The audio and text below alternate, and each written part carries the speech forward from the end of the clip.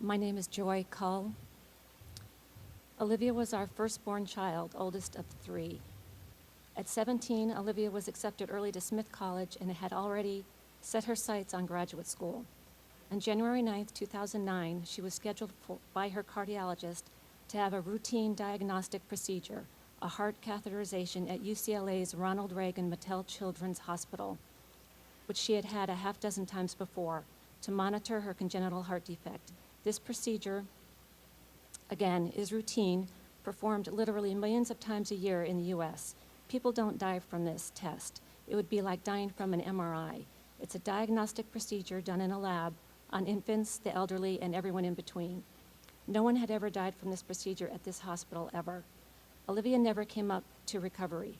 The doctors said she suffered catastrophic brain damage and was taken off life support several days later. Because of the MICRA law, we still don't know fully what happened.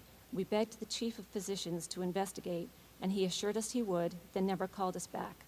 We then reached out to a law firm who, because of the 250 cap, was unwilling and unable to depose all 7 or 8 of the personnel in the lab at the time of Olivia's procedure. We were given vague and conflicting reasons for her death, even while the doctors were under oath. There was at least a 20-minute period where Olivia was still under anesthesia and not monitored. Where was everybody and what were they doing? The physician in charge came into the procedure an hour and a half late, and no one can attest to his whereabouts after he left towards the end of the procedure, even though he stated this was his only case that day. We've heard that the monitor was turned off. No, the monitor was on, but the alarms had been turned off. We heard CPR was done incorrectly and pushed blood into her brain.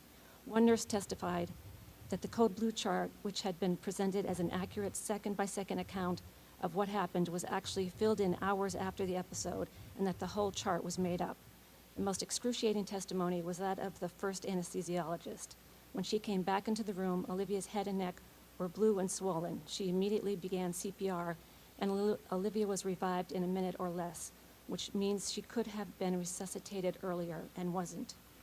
Because of the MICRA law, we can't get any closer to the truth or hold anyone accountable for our daughter's death. Our lawyers dropped us at one point because I was pushing to go to court, but the firm couldn't afford to do that. We had to settle out of court for the cap amount. These doctors are all still practicing, most at the same hospital, many with promotions. Not one has a mark on their record. They play golf and go on vacations, living their lives, and most importantly and shockingly, are all still practicing medicine at a children's hospital. These doctors caused the death of my daughter, covered it up, and got away with it. Please vote to support Prop 46. Thank you.